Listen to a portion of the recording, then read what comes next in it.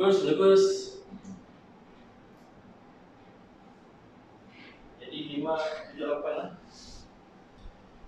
Assalamualaikum warahmatullahi wabarakatuh. Selamat datang ke arena gelanggang perdebatan Kelab Pidato Perdana Cawangan Miri pada malam ini. Tarikh hari ini adalah 15 Oktober 2020. Dan pada hari ini kita ada dua pasukan yang akan berdebat, yaitu pasukan pencadang dan juga pasukan pembangkang. Pasukan tersebut adalah ahli-ahli Kelab Pidato Perdana Miri yang merangkumi dari kumpulan pencadang. Pencadang pertama adalah Encik Haris Fadilah dan pencadang yang kedua adalah Encik Hazim. Manakala di kumpulan pembangkang, kita adukan pembangkang yang pertama Puan Rupiah dan juga pembangkang yang kedua Puan Nur Hanim. Baiklah, untuk tidak membuang masa, pada malam ini sesi perdebatan kita akan membincangkan sebuah topik semasa. Ya, sebelum saya lupa, masa yang kita berikan adalah 5 menit untuk lonceng yang pertama. Lonceng yang kedua akan dibunyikan pada 7 menit. Dan lonceng yang ketiga adalah pada 8 menit. Maksudnya 8 menit Anda perlu berhenti berujar. Baik. Jadi topik semasa yang akan menjadi topik perdebatan kita pada hari ini adalah melihat kepada perkembangan situasi semasa berkenaan dengan kenaikan mendadak COVID-19 yang terkini. Pada 6 bulan 10, 2020, negara merekodkan kes positif tertinggi sekali lagi, yaitu 691 kes baru, yang mana 688 kes tempatan dan cuma 3 kes impor, dan ada 4 kematian. 691 ini memang rekod setakat ini yang tertinggi. Baiklah, soalannya, adakah wajar bagi pihak kerajaan Malaysia untuk mengadakan PKP, duduk di rumah, untuk semua rakyat Malaysia sekali lagi? Jadi itu adalah topik yang akan kita bincangkan dalam sesi perdebatan kita pada hari ini. Baik, saya ulang sekali lagi. Lonceng yang pertama pada menit yang ke-5. Lonceng yang kedua pada menit yang ke-7. Dan lonceng yang ketiga pada menit yang ke-8. Baiklah. Jadi untuk itu saya ingin memulakan sesi perdebatan kita pada malam ini. Kita berikan tepukan sama sekali untuk semangat semua. Kita jemput pada malam ini untuk membincangkan topik yang ada. Sekali lagi, adakah wajar bagi pihak kerajaan Malaysia untuk mengadakan PKP, duduk di rumah, untuk semua rakyat Malaysia sekali lagi? Kita jemput pencadang yang pertama, Encik Haris Fadilah bin Muhammad Ali. Dipersilakan.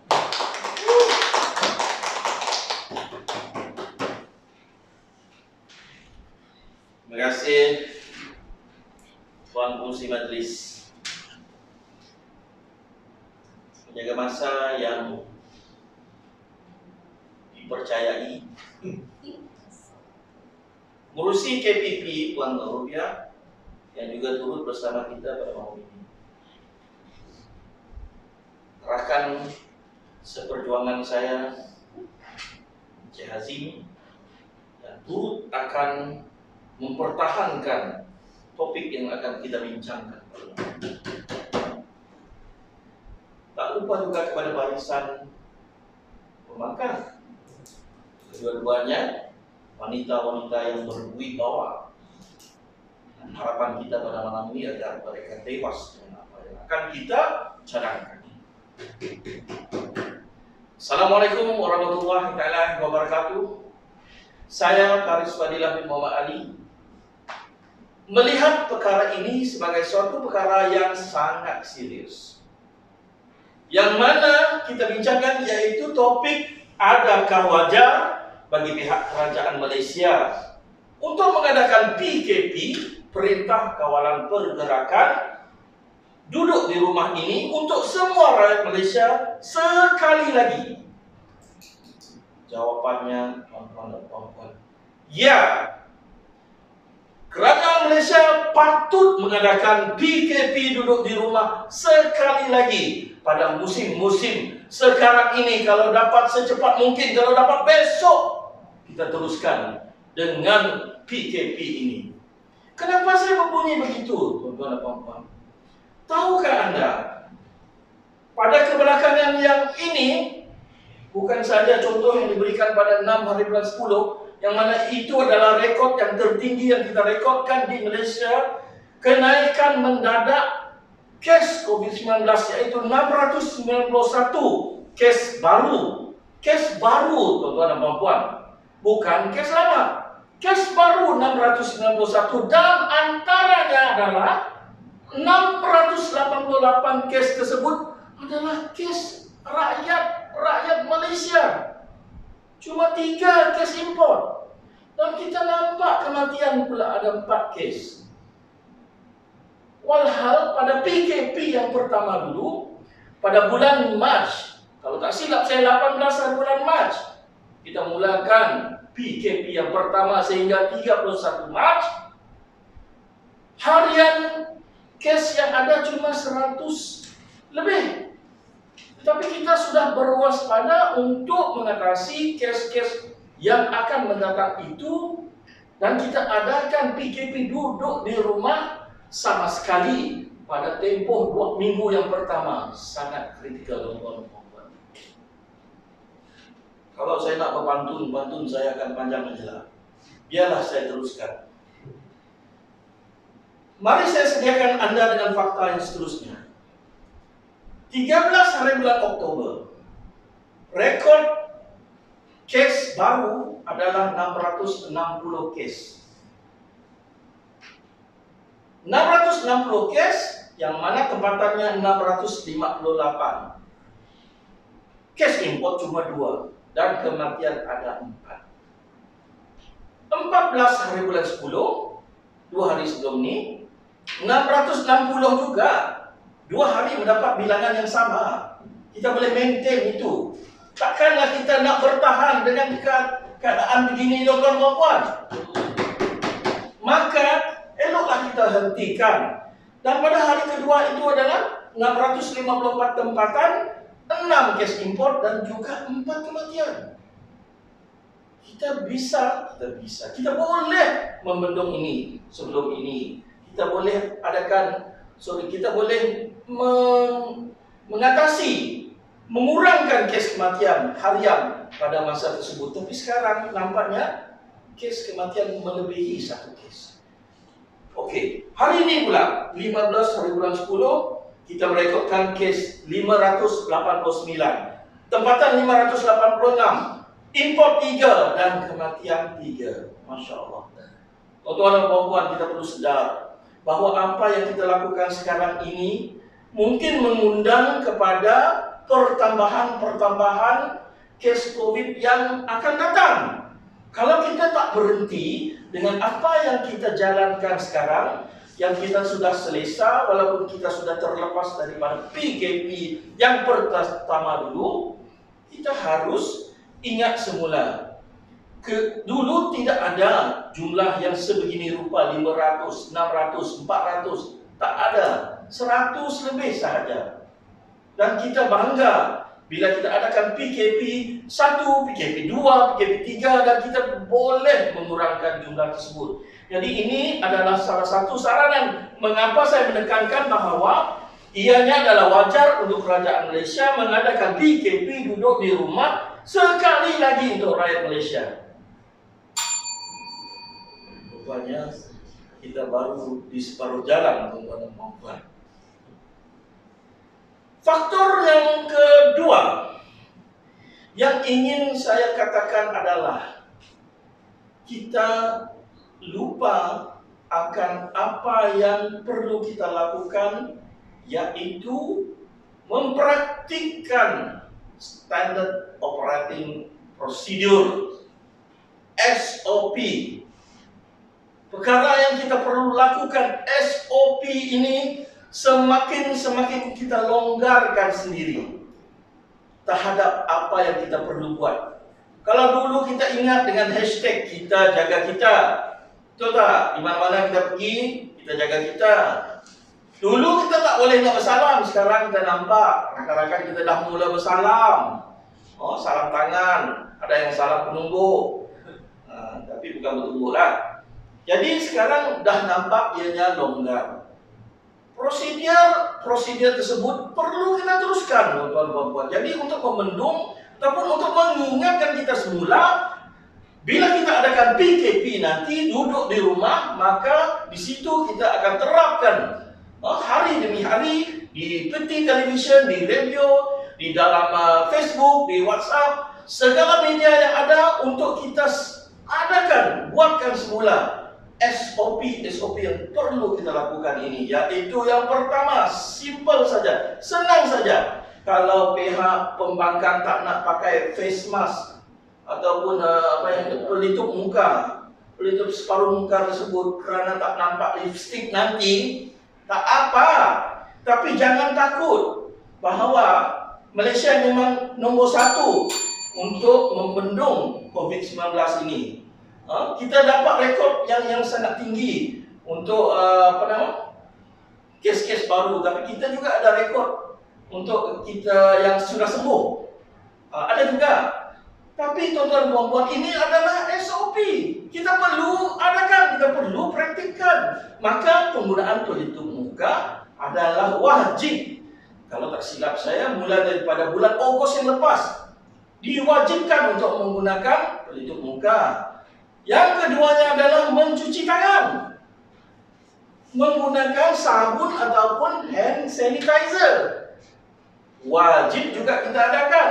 Yang ketiga, SOP yang paling kita susah nak terapkan adalah penjarakan sosial, yaitu sekurang-kurangnya 1 meter daripada jarak kita dengan orang-orang yang lain. Ini akan membendung kes-kes COVID yang akan mendatang. Jadi tuan-tuan dan puan-puan, di sini saya nak bagi tahu anda sekali lagi bahawa kami pihak Jadang menyokong bahawa kerajaan Malaysia patut mengadakan PKP, duduk di rumah, sekali lagi untuk rakyat Malaysia. Dengan kata kunci, silalah ingat bahawa kesihatan kita ataupun kehidupan kita ini sangat-sangat berharga. Wabillahi taufiq wal hidayah. Wassalamualaikum warahmatullahi taala wabarakatuh. Terima kasih. Jadang yang pertama, nampaknya ganas ya. Kita teruskan dengan acara debat kita pada malam ini dengan mengundang pembangkang yang pertama, yaitu Puan Rubiah dengan hujah-hujahnya. Silakan.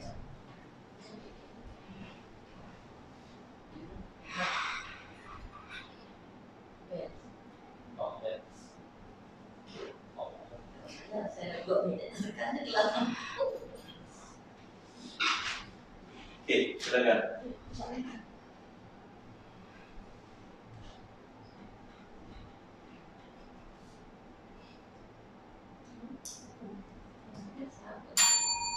Terima kasih.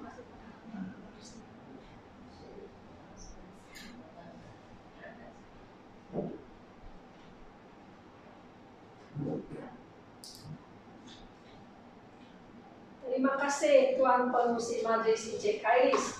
Selamat sejahtera kepada rakan pencadang yang saya hormati dan rakan perjuangan saya pencadang Puan Hanim.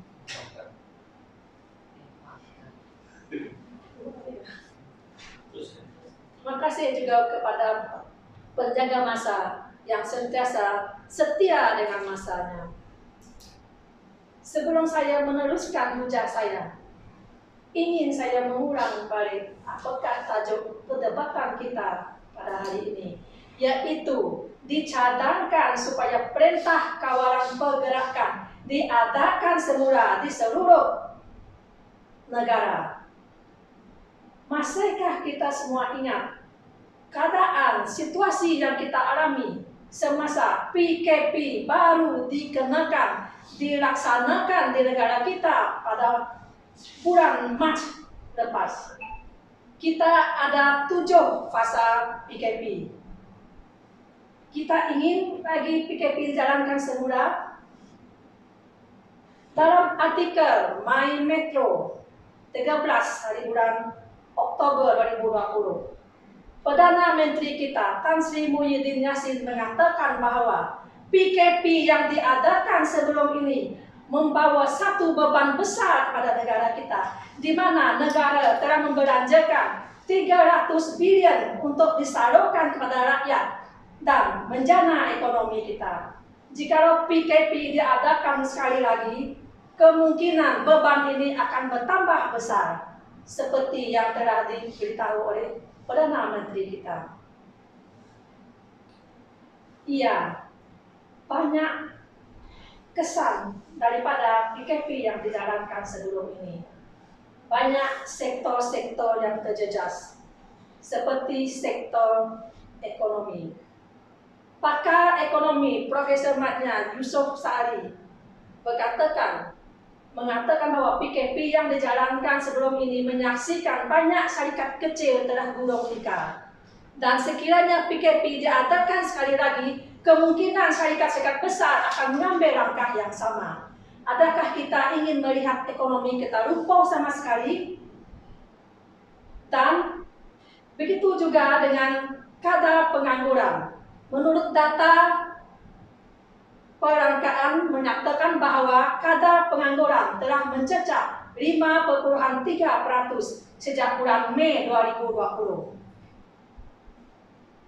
Jika diteruskan lagi PKP di seluruh negara, kita haruslah sama-sama melihat apakah impak yang akan berlaku kepada keadaan ekonomi kita, yang dimana itulah sumber yang kita bergantung untuk terus memajukan negara kita lagi.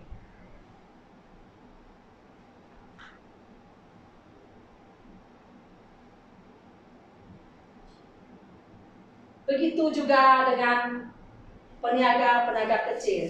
Banyak peniaga-peniaga kecil yang terjejas, terutamanya mereka yang bekerja harian. Dan sekiranya PKP diteruskan lagi, bagaimanakah nasib peniaga-peniaga ini? Sedangkan ekonomi kita sekarang baru hendak merangkak di dalam fasa pemulihan.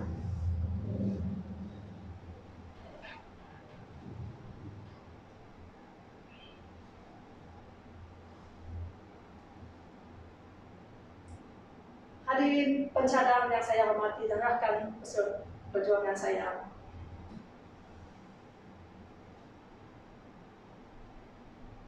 PKP kita harus renung kembali sama ada wajar untuk kita adakan semula.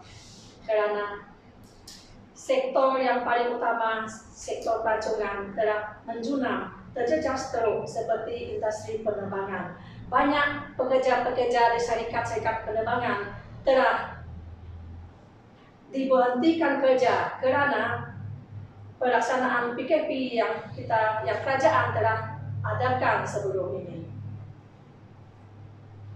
Begitu juga dengan tahap kesihatan penduduk Malaysia. Kita telah baca dalam akhbar harian sebelum ini, ramai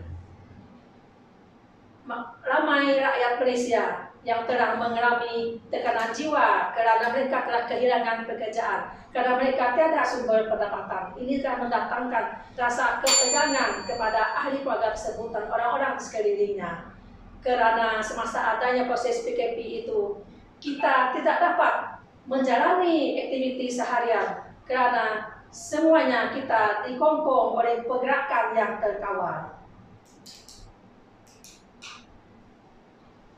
Dan PKP kalaupun hendak dilaksanakannya haruslah bersasar di kawasan ataupun di negeri, di tempat yang ada case-case yang teruk ataupun di kawasan zon merah saja supaya COVID-19 dapat dibendung dengan lebih efektif.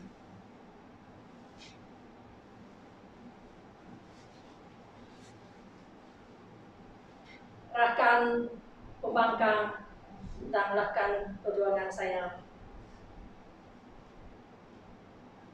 andainya PKP dilaksanakan semula, adakah kita ingin melihat lagi institusi pendidikan terus ditutup?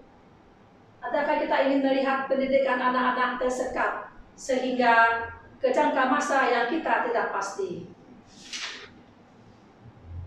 Tanpa PKP mungkin kerajaan boleh menjalankan usaha lain tanpa perlunya perintah kawalan pergerakan yang sangat ketat, karena anak-anak di institusi pengajian tinggi dan sekolah-sekolah, mereka akan berkurung terlalu lama di rumah tanpa meneruskan proses pembelajaran mereka.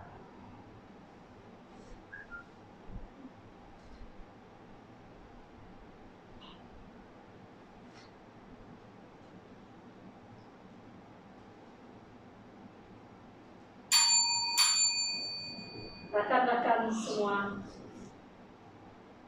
dengan terjejasnya sektor ekonomi di negara kita, diharap PKP ini tidak dilaksanakan di seluruh negara. Sekian, terima kasih.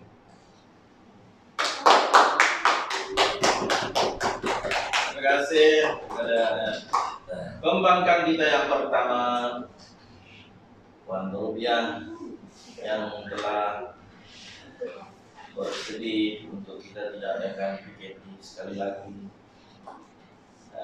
Ada benar kata beliau bahwa banyak keadaan yang telah berubah setelah PKP kita adakan buat kali pertama. Jadi ini kita biarkan untuk pencadang kita yang kedua, untuk memberikan hujah-hujah beliau bagi menyokong bahwa kerajaan sepatutnya mengadakan PKP. Jadi untuk itu tidak berlengah masa lagi, saya menjemput pencadang kita yang kedua, Encik Hazim, dan hujah-hujahnya dipersilakan.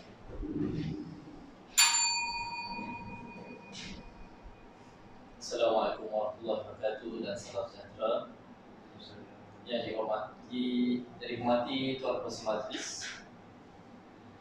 yang berusaha menjaga masa yang tidak pernah leka dan lena, yang saya hormati dan kagumi Ketua Pencadang Encik Haris, rakan seperjuangan saya,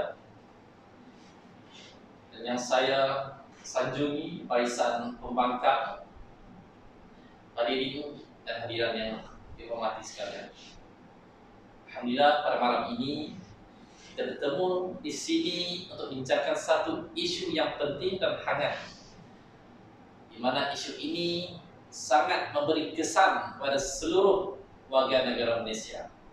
Dengan tajuk, adakah wajar PKP dilaksanakan semula di seluruh Malaysia?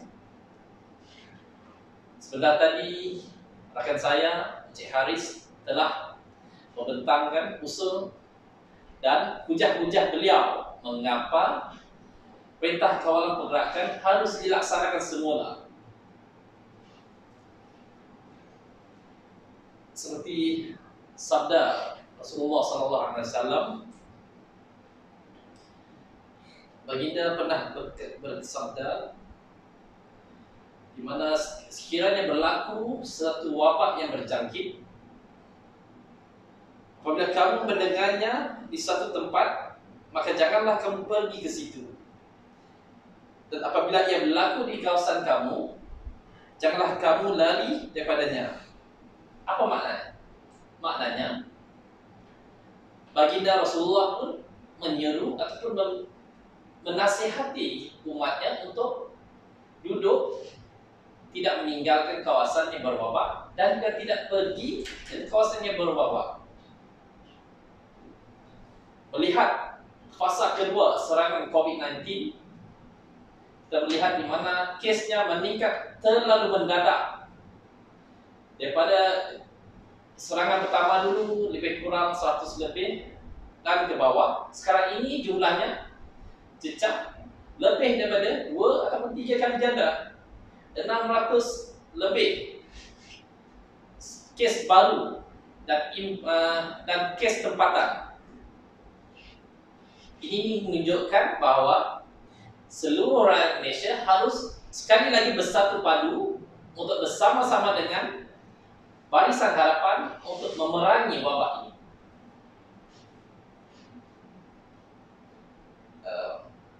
Pihak pembangkang tadi mengungkapkan hujah, iaitu Perdana Menteri kita Tan Sri Muhyiddin Yassin menyatakan PKP adalah menjadi beban, kalau tidak silap saya, menjadikan beban besar dengan perbelanjaan 300 bilion. Bagi saya, perbelanjaan itu bukan hanya Malaysia saja yang berbelanja besar untuk memerangi wabak ini. Negara lain pun mengeluarkan jumlah peruntukan yang sama besarnya ataupun lebih untuk memerangi COVID-19 ini. Ekonomi memang betul agak menyusut, banyak syarikat kecil yang gulung tikar. Pengangguran meningkat ke 50.3%. Tapi apa yang kita boleh pelajari daripada PKP yang lalu, banyak juga syarikat ataupun pengusaha kecil yang berjaya mengusahakan perniagaan mereka melalui digital, ekonomi digital ataupun melalui apps, internet dan juga lain-lain cara, WhatsApp dan juga sebagainya. Oleh itu, saya pikir walaupun banyak perusahaan kecil dan sederhana yang mengalami kerugian, namun begitu banyak juga perusahaan yang lain bertumbuh dan meningkat dengan baik. Kelebihan yang diberikan oleh Ketua Menteri kita melalui digital ekonomi dengan izin haruslah dimanfaatkan sepenuhnya. Kita boleh tengok orang berjual beli ikan menggunakan apps, jual beli kuih dan juga jual beli makanan. Hanya order semuanya, memesan hanya di hujung jari. Bagi saya, untuk ekonomi, insya-Allah saya yakin kita boleh menghadapinya sekali lagi. Untuk sektor pelancongan dan penerbangan, saya fikir kita tak boleh, jika kita tidak laksanakan PKP sekalipun, sektor pelancongan juga kita tidak mampu untuk tingkatkan. Sebab apa? Negara lain juga tidak menerima dan menghantar rakyatnya ke negara luar. Kita juga tidak mau menerima orang luar masuk ke negeri kita. Kita lihat Brunei mencatat COVID yang rendah, tapi sampai sekarang mereka masih lagi tidak membuka sepadannya untuk mana-mana negara lain. Kita boleh ambil contoh negara Amerika, kuasa besar, mencatat kes yang paling tinggi sekarang ini 8 juta lebih, sehingga presidennya sendiri pun positif. Itulah berita yang paling positif tentang Presiden Trump yang setakat ini kita ada lihat. Oleh itu, bagi saya, kita kena belajar juga daripada dan ambil iktibar daripada negara-negara lain yang ingkar untuk melaksanakan perintah kawalan pergerakan. Kita tengok situasi sekarang, banyak juga negara lain yang mengalami serangan kedua wabak COVID. France, Itali, Israel, dan juga banyak lagi negara lain. Kita boleh belajar daripada negara Korea yang mengalami serangan kedua yang lebih awal daripada kita. Apa yang mereka lakukan? Mereka memperketatkan SOP dan juga melakukan sekali lagi PKP dengan bersasar di tempat-tempat yang di daerah yang dikatakan kawasan merah. Mereka mengetatkan SOP, kumpulan beramai-ramai tidak digunakan, mewajibkan pemakaian pelitup muka dan juga penjarakan sosial. 1 meter atau lebih. Bagi akhir sekali, saya rasa kerajaan kita adalah antara kerajaan yang sangat prihatin dengan masalah rakyat di negara kita. Oleh itu, bagi saya tidak mustahil kerajaan boleh memikirkan sekali lagi untuk melanjutkan moratorium ataupun dan juga meneruskan bantuan prihatin nasional untuk disalurkan kepada golongan yang memerlukan di M40 dan P40 yang khususnya. Apalah gunanya kita nak meningkatkan ekonomi negara kita dengan mengorbankan ribuan nyawa yang lain. Oleh itu, sebelum saya berhenti menamatkan ujian saya bersetuju sekiranya negara kita mengadakan sekali lagi perintah kawalan pergerakan dalam tempoh yang patut sehingga kes COVID ini berada dalam keadaan yang terkawal. Terima kasih. Ya. Terima kasih Saudara Hazim merupakan pencadang yang kedua daripada pasukan pencadang.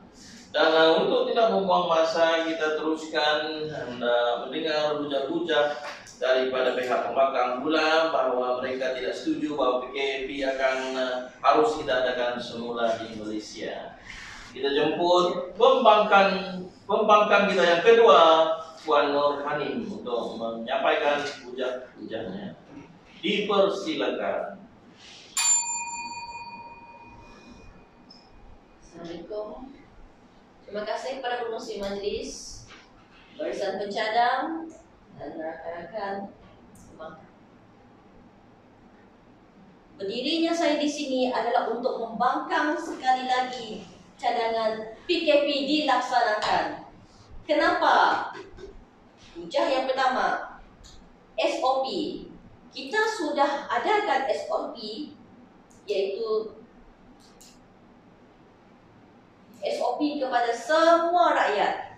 Kenapa kita tidak teruskan sahaja SOP itu kepada semua pendidikan ataupun dijadikan satu subjek utama dalam pembelajaran tersebut, daripada kita menjalankan PKP sekali lagi.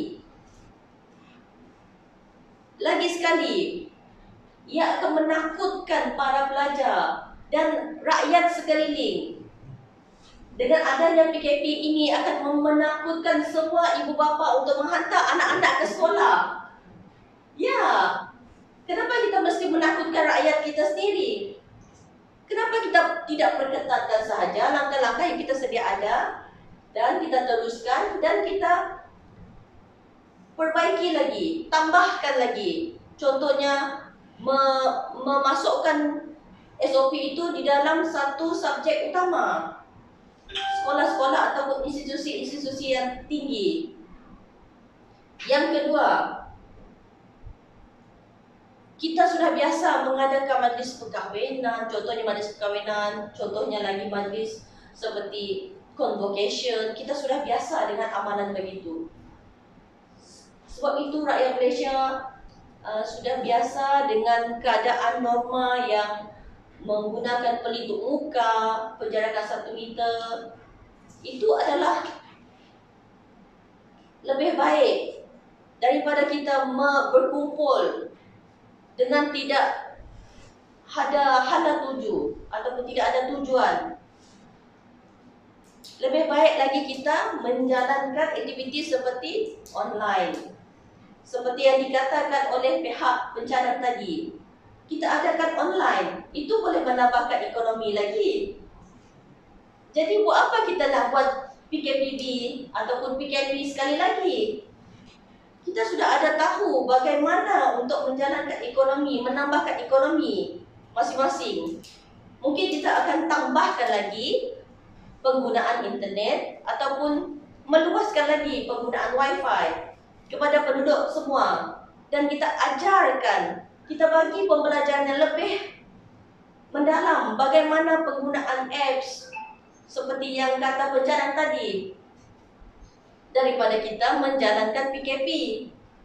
Lagi, membelanjakan lebih banyak lagi duit ataupun wang negara, dia sekali lagi juga ia akan menakutkan rakyat, dan rakyat akan menjadi lebih berasa tertekan.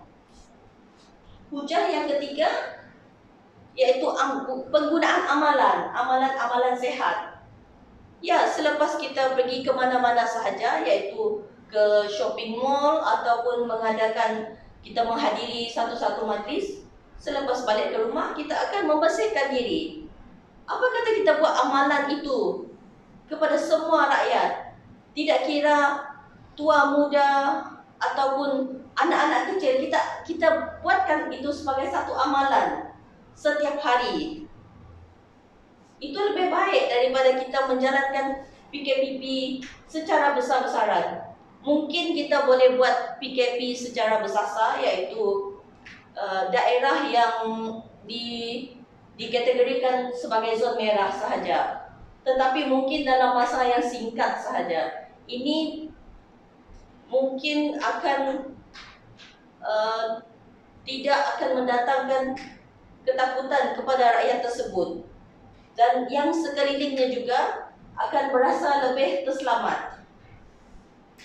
Ya, sekali lagi saya membangkang PKP ini dijalankan untuk kali kedua, karena kita sudah lihat pada bulan Mac sehingga bulan Ogos kita sudah menjalankan PKP, dan ini adalah banyak perbelanjaan yang telah ditanggung oleh negara, seperti yang dinyatakan oleh rakan saya tadi, iaitu sebanyak 300 bilion.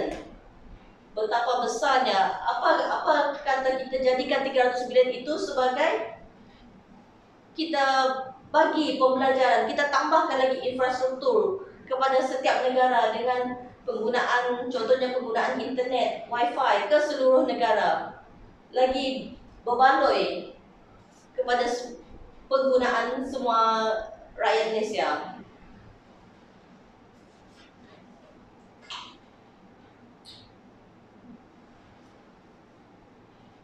Ya, PKP ini juga dari segi pelancongan, mungkin kita boleh buka taman-taman rekreasi di setiap daerah masing-masing.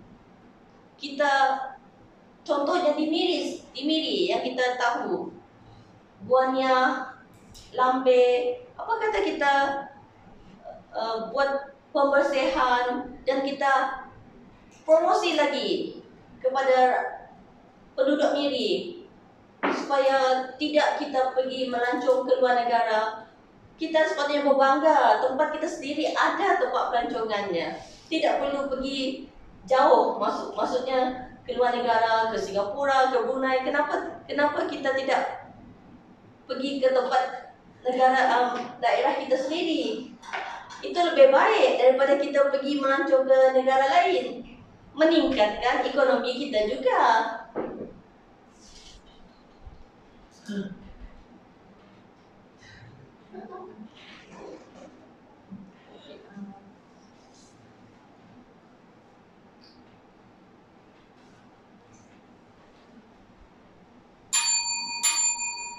Kesimpulannya, lebih baik kita tidak jalankan PKP ini kerana banyak kesan-kesan yang lumpuh yang kita lihat pada fasa pertama yang kita lakukan dahulu. Cuba fikirlah pihak pencadang. Sekian, terima kasih.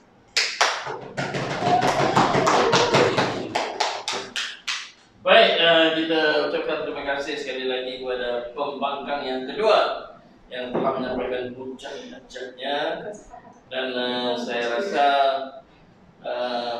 gimana pengusi, kita teruskan dengan hubungan ataupun kita berhenti saja? Kita berhenti saja lah. Ya.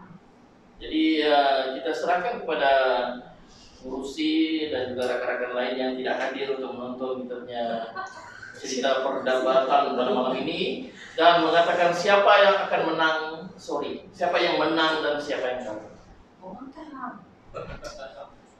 Jadi untuk itu sekali lagi kita ucapkan terima kasih kepada penjaga masa yang telah menjaga masa dengan baik, dan kepada barisan pembangkang yang telah menyampaikan hujah-hujah yang saya rasa tidak berapa berkesan,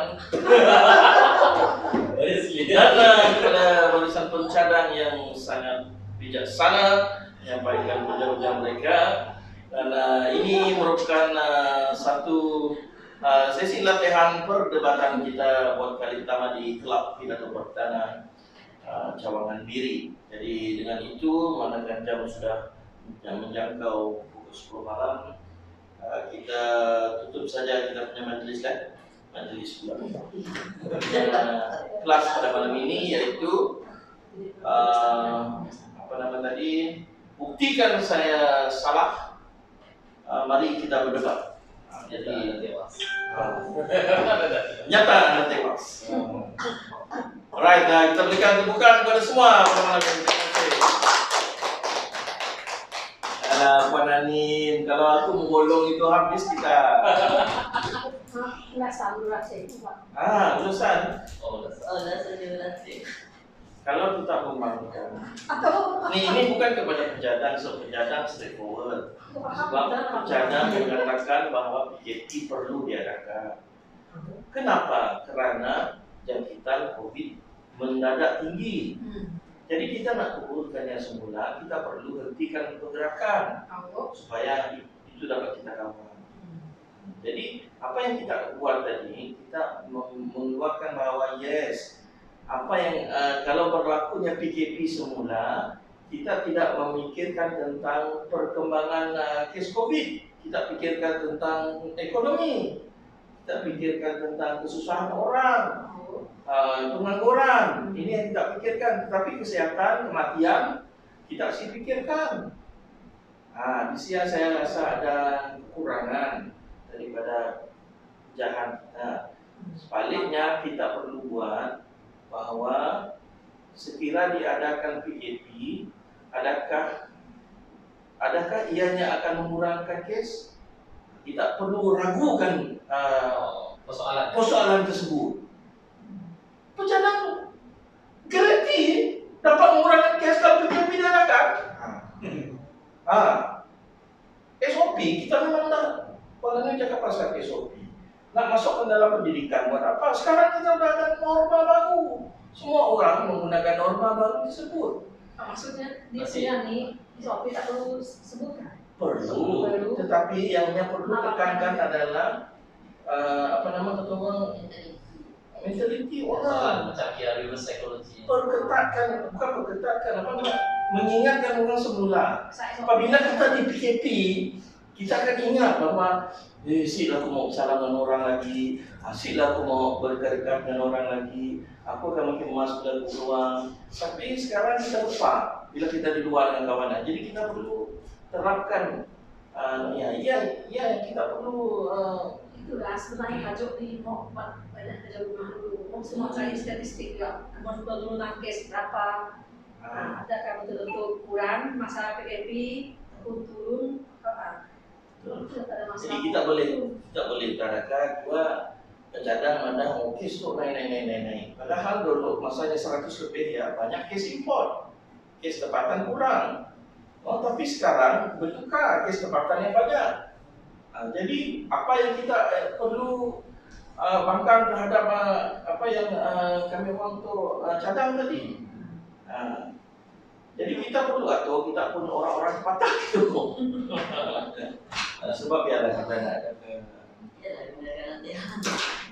nasibnya makin kita rakyat Indonesia patut SOP, tetapi pihak VIP yang lagi itu. Benar ya, kita boleh lawan. Kita ada yang pasti boleh jawab ini. Kenapa diadakan pilihan raya semasa adanya COVID-19? Isu-isu tu untuk kita bangkang balik.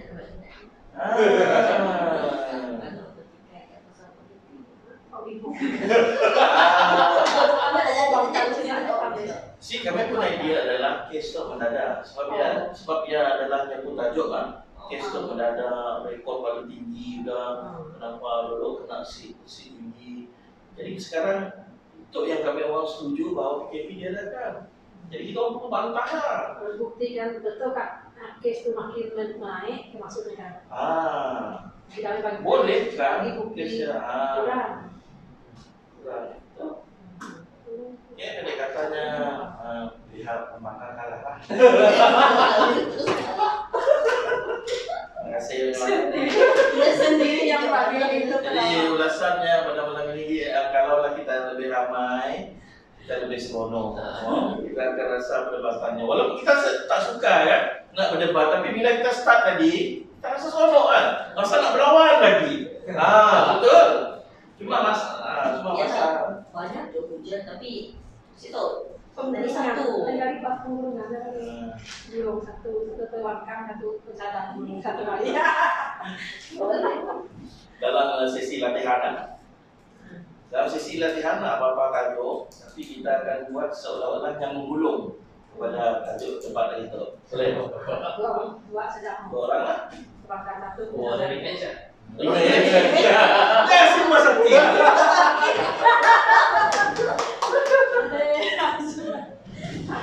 Pada semua sakti juga. Ya, sudah semua sakti sebenarnya.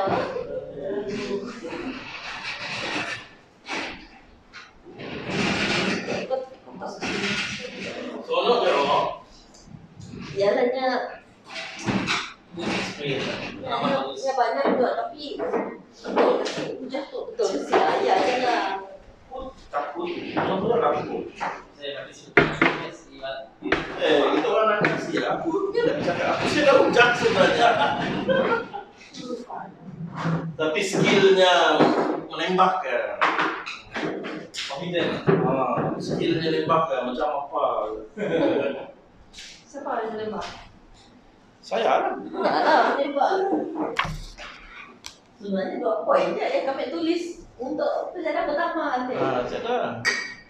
Yang